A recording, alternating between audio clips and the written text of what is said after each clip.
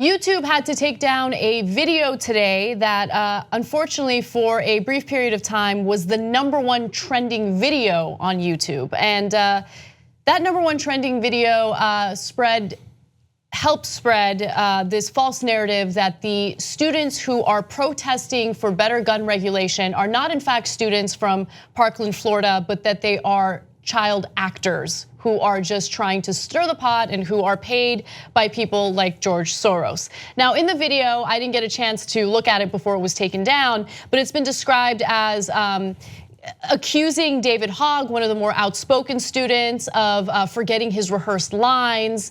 And it's all a lie. It's all an effort to discredit and smear these students so we don't actually have real change in the country in regard to these gun laws.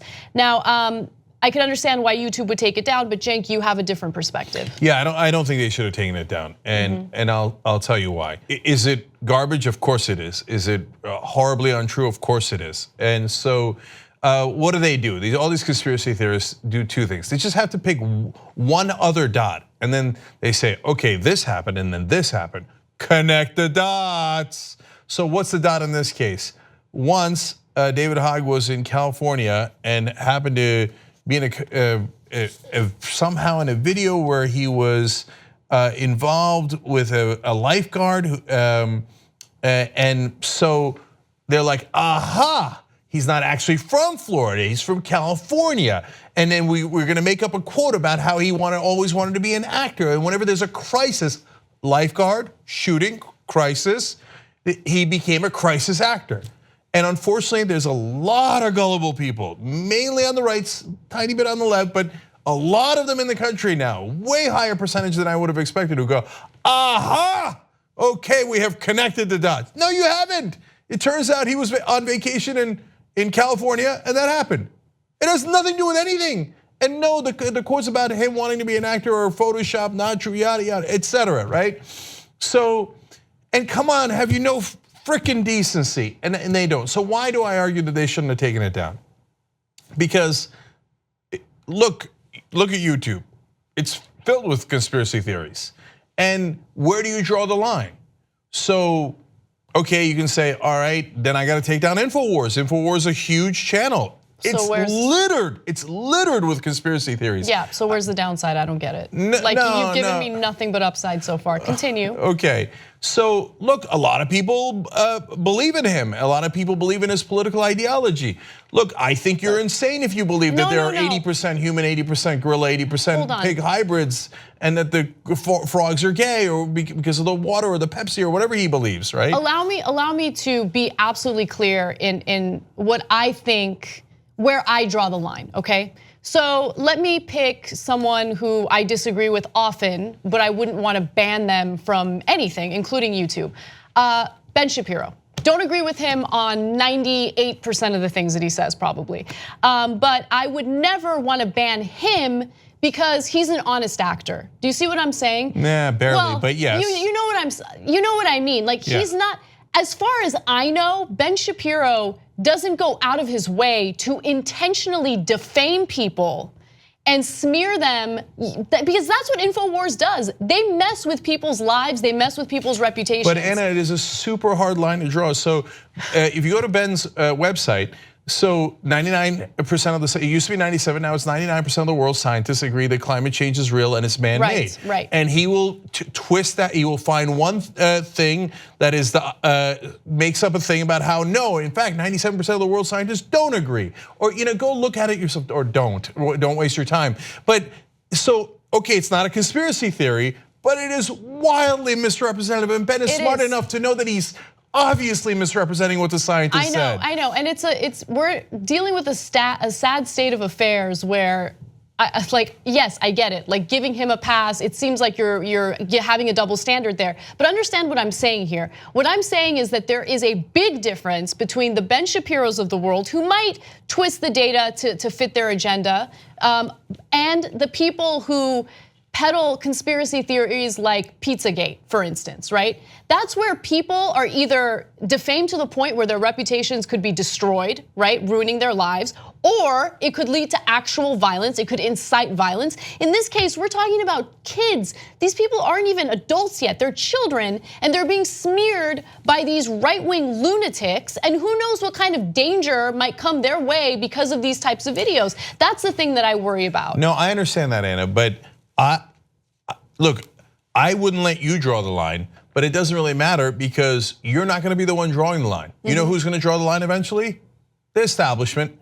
And the establishment is not gonna draw it where you draw it. And you might draw it at a reasonable place, but you know what they're gonna say, and they're saying it now, and they're putting all the pressure in the world on YouTube. And in this story, everybody's like, how can YouTube allow this? Another disaster. Okay, so obviously, not only do I not agree with it, I know it's fake, all this stuff, and we fight against it tooth and nail every single day. But then they will say, well, I kind of don't like your opinion either. I know, and yes, it is a slippery slope and it's scary, but I will also say this, what are we gonna do? Like, what are we gonna do? Because at this point, I personally feel like anything that we do is a wasted effort because Americans have absolutely no media literacy whatsoever, none.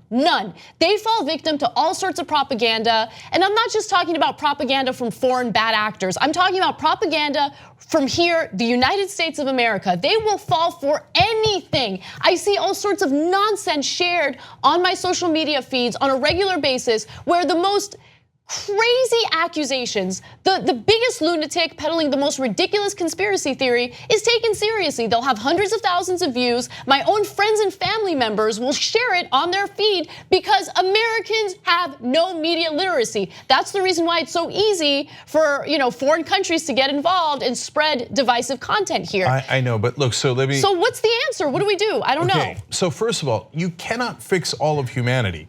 So, and you're not gonna curtail it by taking some freedoms away. Now, look, I don't think freedoms are unlimited, so I'm not in the camp that the Second Amendment is unlimited, etc. right?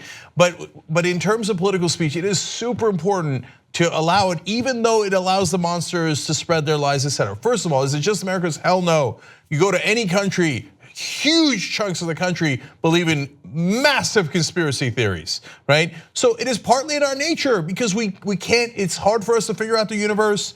So by the way, there's a conspiracy theory that a guy walked on water, was born of a virgin and then converts water into wine, and billions of people believe that. There's another conspiracy theory that a guy talked to Allah on a mountaintop and then Allah told him to have sex with everybody's wives, okay? And 1.6 billion people believe that. So we can't stop people believing wrong things. And I'll tell you right now, the minute you allow for that, they're gonna come for all of us. And look, let's even talk about conspiracy theories. One of the theories that is put in a conspiracy theory bucket is the JFK assassination. No, the conspiracy is that a bullet zigzags in midair. That's insanity, but the establishment has declared that it is the truth. So that is not remotely true. The RFK thing is not remotely true. But then under that rubric, you're banned from ever discussing that. That is really dangerous. So these guys are dangerous, but the opposite I think is even worse. Okay. So the only way to do it is to keep on fighting them, and I know it's a long, hard struggle. We've been fighting them, Cenk, and we're losing. We're losing, let's keep it real, we're losing. In the short term, yes, Donald Trump is in office. I'm not just talking about Donald Trump, I'm talking about the way Americans think, the way Americans act, I'm talking about our discourse. They are a minority and Trump won the election with a minority. Look, I know that it is really hard not to get discouraged and I know it's really hard to believe in the long term. But in the long term, what's gonna happen? Yes, some percentage of people will believe nonsense no matter what. They believed it even before there was the internet and YouTube, right? But in the end, a lot of people will go, you know what? And I've seen this happen with my own eyes, hundreds of times, people emailing, texting, telling me in person, I used to believe it, then I was like, wow, that's really weird. Oh, that one's wrong, well, I know that one is wrong. Oh, well, I don't, and then people realize eventually that a lot of these right-wing websites and channels are garbage. So at some point, lie after lie after lie, they say, okay, let me just move on to things that are true.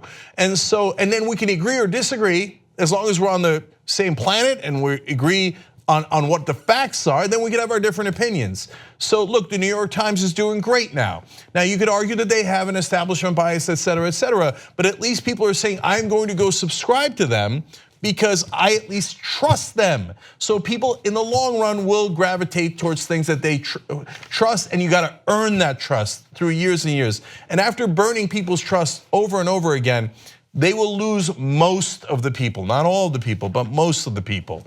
So because, and the alternative of trying to enforce our opinions or some other establishment figure's opinions on everyone else, I think is a terrible idea. Okay, but understand that that is not what I'm advocating for. I am advocating for taking down content that is specifically defamatory with the intention of smearing and discrediting people that whoever made the video disagrees with. That is what I'm talking. I'm not talking about establishment, pro-establishment versus anti-establishment opinion. I'm not even talking about opinion.